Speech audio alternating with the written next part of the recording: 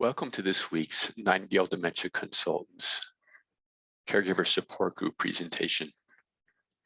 This week's topic is Live, Laugh, and Love. To care for a person with cognitive decline is to witness change. The difficulty is there in the name, decline. We can no longer expect the person we love to be the person we relied upon in the past. In fact, we find ourselves cleaning up after their mistakes. That is frustrating, and we can get lost in that frustration. That leads to bad results and creates misery for both you and your loved one. The foremost goal of our gatherings is to find ways for caregivers to expand and strengthen our personalities. That helps us to be better caregivers along the way, but it also prepares us to resume our lives when the journey is over. In this presentation, we will consider 3 important skills that support that success.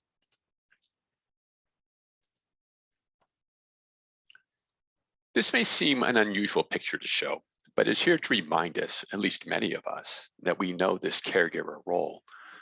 When a baby comes into our lives, we accept it, even though it's a passive lump.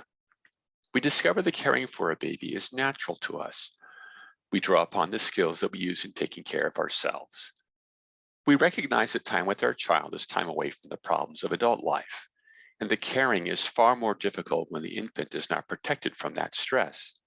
And we certainly do not expect anything back from the infant, except perhaps that wonderful melting into trust warmth of their little body against ours.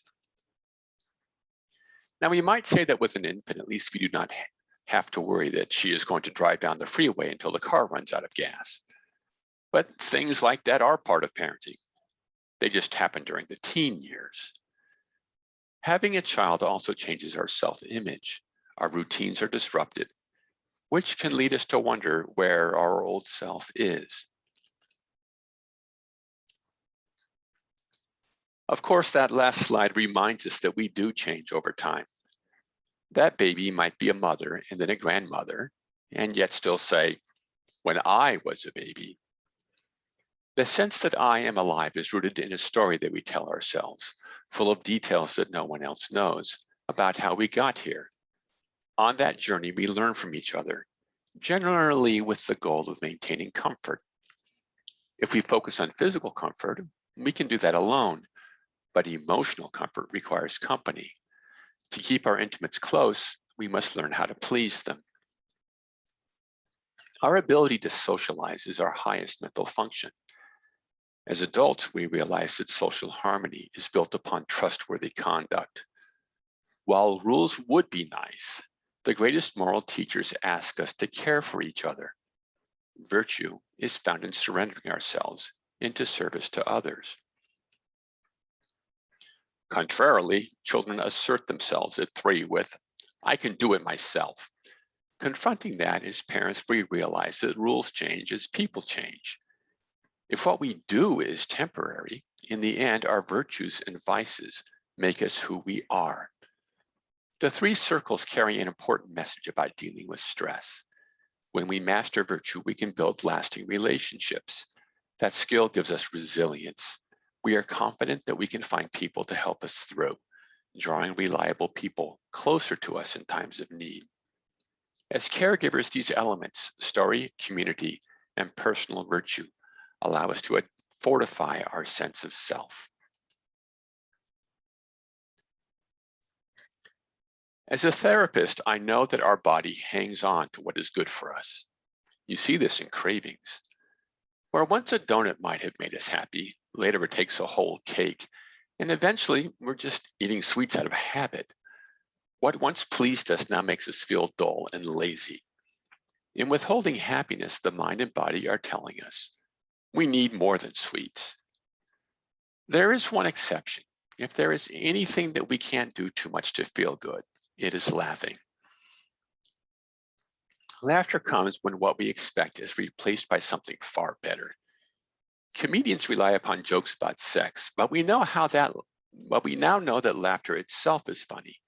It is a self-massage that breaks up stress and restores blood flow where it was blocked. A laughter yoga class starts with just going through the motions to create laughter. But the surprise of feeling good quickly turns it into real laughter, Part of the magic of laughter is that joy prompts our mind to let down our defenses. When we are caught up in the demands of the world, we stop paying attention to our body. Laughter is a gateway that brings the social mind together with the inner mind that maintains our well-being. In technical terms, it is a doorway to hypnosis. In that state, fear and expectations are turned off. Creative problem solving is maximized. As caregivers, being present with and caring for our body helps us to cope with change. And now we come to the main challenge of caregiving when your loved one has cognitive decline. The people that we bring into our intimate circle know us well enough to push our buttons. When they live with us, they can disrupt our sleep and eating schedules. They can wear us out. So how do we protect ourselves? In the end, we cannot expect their "I love you" to come with valuable action. And our obligation to "I love you" means that our identity is determined by their needs. As I disappears into their needs, what does "I love you" even mean?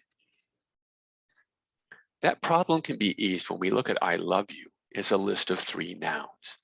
Love is a separate thing that exists between 2 people. Love guides us to do what is right for the one we love, but it does more.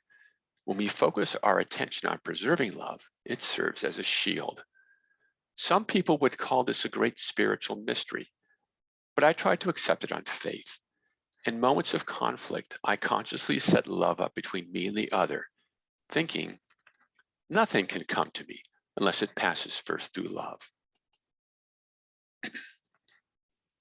During our meetings, I hope that we will take time from the challenges of caregiving to ask ourselves, how is my mind?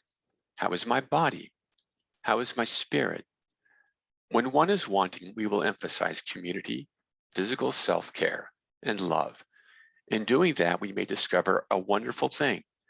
Just as a child looks to a parent for guidance, as a loved one becomes more dependent upon us, our ability to maintain our own wellness is a help to them. If they can't remember what to do in being near us, they yet remember how to be. Thank you for listening, and I hope to see you again soon.